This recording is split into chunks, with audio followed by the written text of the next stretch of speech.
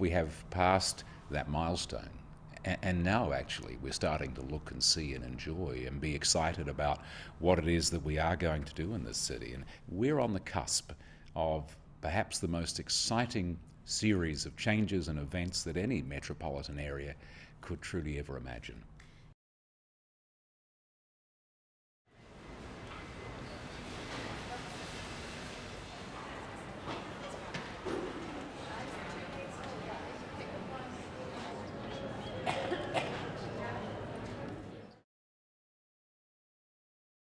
More and more things are open, there's more to do.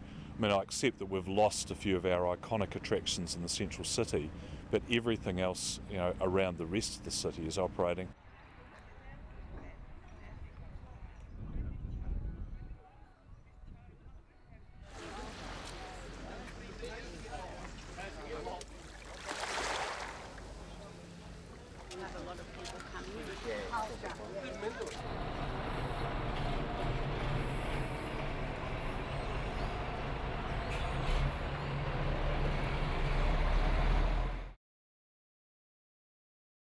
We're going into Christchurch and want to try and punt on the Avon and have a look at see what destruction there was before, and hopefully help the economy.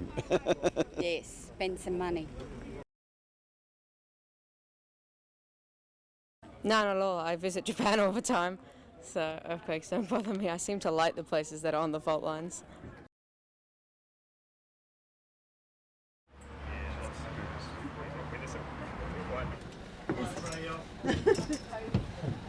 Maybe too.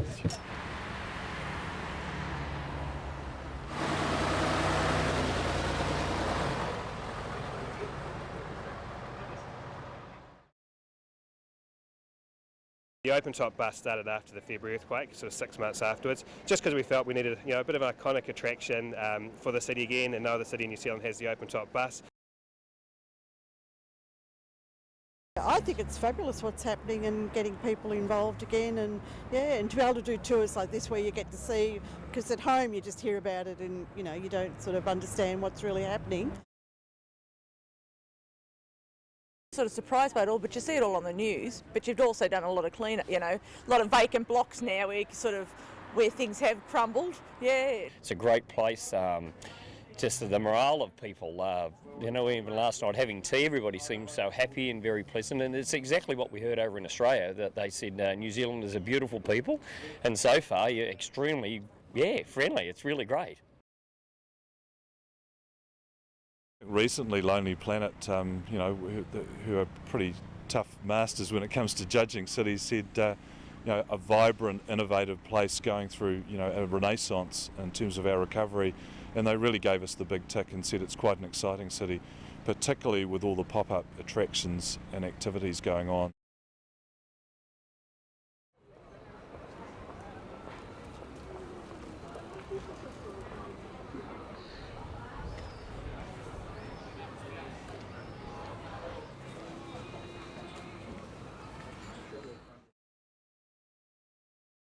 As a group, we all looked at different structures, a lot of different structures, from shipping containers, tensile fabric structures, relocatable portable buildings of other materials, through to tents, garages. We looked at everything, but we came back to containers, their strength, their availability, portability and readaptability.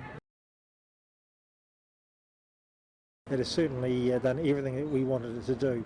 One was to bring people back into the heart of the city, businesses to be able to trade well and support themselves so they can employ people, and put that confidence back into the rebuild. We've got quite a few Christchurch artists who have sort of created works of art from various scenes around the rubble or around the earthquakes.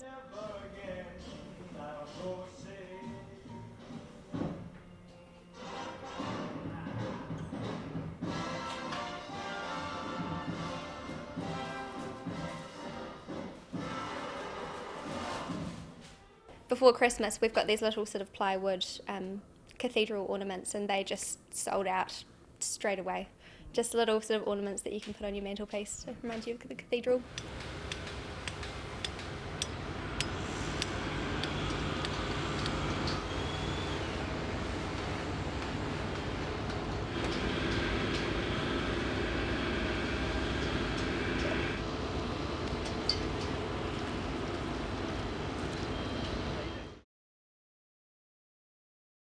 it's really important we get some things going again.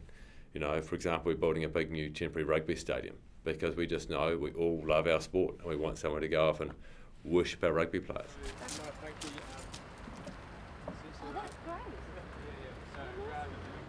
I love it though. 100 buses, no straight lines. It is quite 100 buses, yeah. I think that's if I do another house.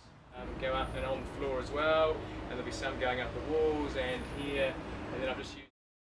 So GapFiller aims to temporarily activate vacant sites with creative projects.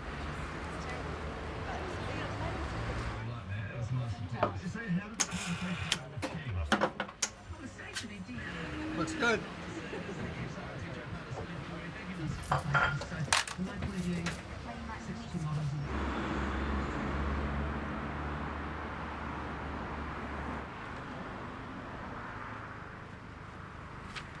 Imagine, rather than it being a city to be pitied because it's so damaged and depressing, what about a city to be admired for its creative, innovative rebuild and a place where creative people or whether that's artists or maybe whether that's people with an interesting business idea, they might come here to try it out because it has a culture of experimentation and it's got a lot of vacant space.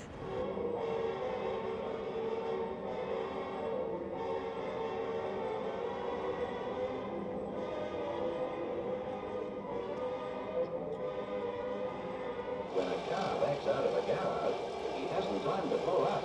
Crash! They take a nasty tumble. Anyone would think it.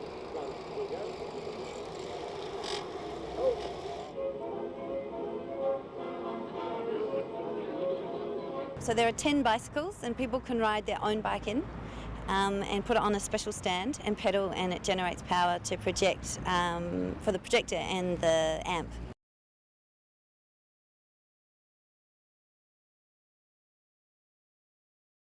We're now really moving on to the phase of trying to get the residential rebuild, getting the commercial rebuild going, because the level of damage in Christchurch was big. It's in the order of magnitude of $25 or $30 billion. So it's going to take a long time to get everything fixed again. Well, I feel very safe here. I think everything that's going to fall down has fallen down. And anything that looks like it might fall down has had so many engineers climbing over it. I feel very, very safe. I think the new buildings should be environmentally sustainable. There's an opportunity there to create some quite exciting buildings.